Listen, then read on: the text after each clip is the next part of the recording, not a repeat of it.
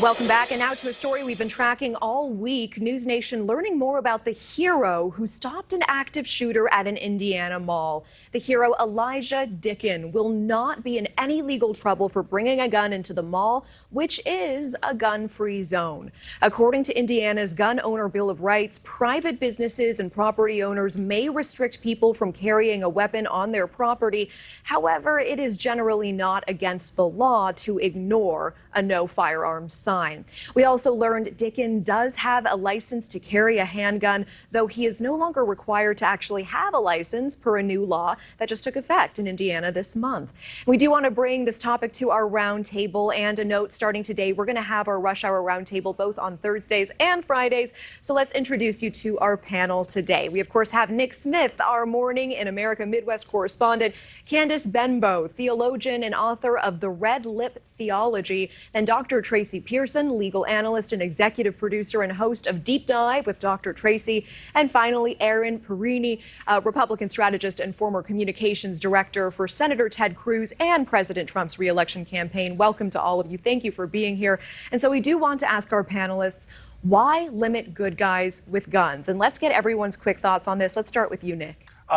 You want to limit it because you can't always guarantee that that good guy with the gun will know what he's doing. And he's not law enforcement. You want law enforcement handling situations like this. Candice, what is your response to that? I mean, if we need spaces that are safe, we need spaces that are gun-free. And if we say that we value life, then we need to make that clear in how in creating these zones and these spaces. Dr. Tracy, what do you think? Well, when you have somebody with a gun on a scene where there's an incident happening, it confuses police officers because they don't know who actually is the good guy, the person who's the active shooter or the person who is trying to help. Erin, what is your thought on that? Well, a short police investigation would clearly show who the good guy versus the bad guy is in this situation. But if you're a good guy, that means you're a law-abiding citizen, that you're a safe gun owner, and that you're properly using your firearm. So putting further restrictions on the good guy with a gun doesn't make sense. The problem in this situation would be the criminal, not the good guy. Well, and this is interesting here. According to Texas State University, 16% of active threats are thwarted by a witness. Actually, 5% are stopped by these so-called good guys with guns. So let's get you to weigh in on this scenario. If someone fired their gun but did not succeed in taking down the suspect and actually perhaps even hurt a bystander, should they be in trouble with the law? My quick take is absolutely yes. This is why you don't want those who are not trained in those situations reacting in those situations. The simple truth is anyone who has handled a weapon will tell you that weapon training in and of itself is definitely the best way to approach any situation. But when you have a situation where you have a target that may be moving, you put yourself, others at risk. And this is why you want law enforcement handling a situation like that. You know, Dr. Tracy, I saw you shaking your head earlier as we were finishing that second question. What is your take on this? Why were you shaking your head?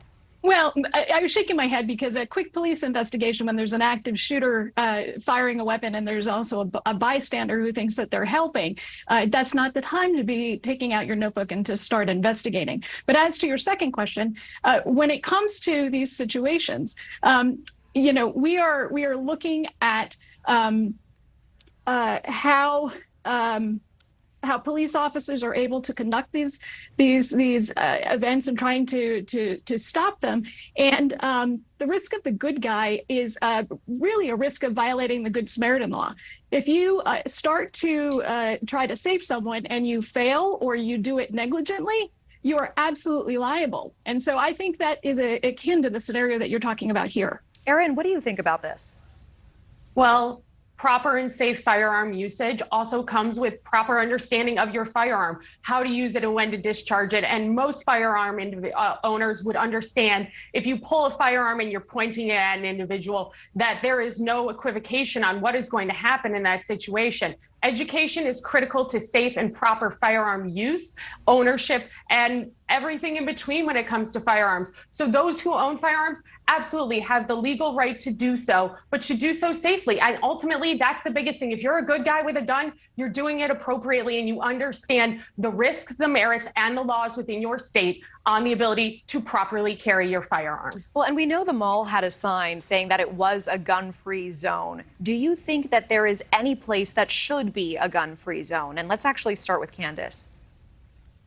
Absolutely. I think unfortunately our malls, I think churches, and the sad part is that we're in a time where so many people are committing crimes and in those places and folks are not safe. But we have to ask the question, like, why is it okay to have guns everywhere? Like, it is not about safety. It's really about power and control, and we need to be honest about that.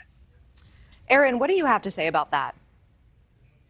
Well, gun-free zones certainly become what you would consider a soft target by security standards. That is the front side of an airport, right? Before you get through security. So not only do you not have means for self-defense, the ability to protect yourself, but you have to wait for those security measures to be able to be on the safe side of things if you're at an airport. You don't have those at malls, so you are completely defenseless in this situation. That's a problem in and of itself, and that's something that security professionals need to be able to address if they want to have these quote unquote gun-free zones. You see it at schools as well. What are the safety measures that are involved in protecting someone if you are forcing them to be able to enter a business but not be able to do it carrying their firearm? Dr. Tracy, I saw you shake your head there. Is there anything you want to add to that?